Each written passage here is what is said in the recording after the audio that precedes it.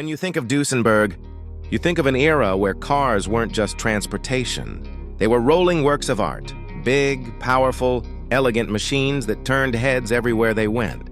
For decades, the name was gone, a piece of history, until now.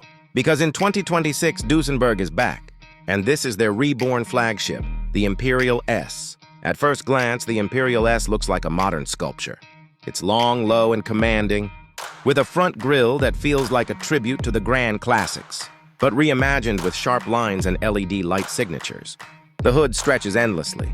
The roofline sweeps back into a coupe-like stance, and the 22-inch chrome alloys sparkle like jewelry. It doesn't whisper luxury, it shouts it. Inside, it's exactly what a Duesenberg should be. Hand-stitched leathers, real wood veneers, brushed metals, and a cabin that blends tradition with technology.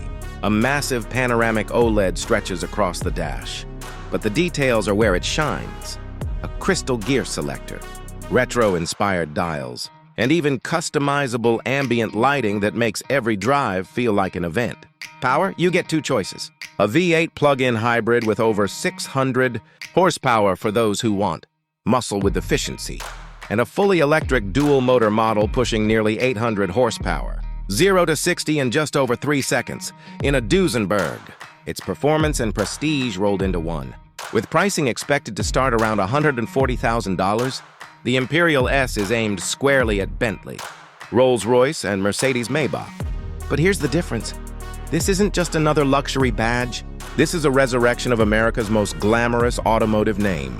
The question now is simple. In 2026, will Duesenberg once again set the standard for what it means to drive in style?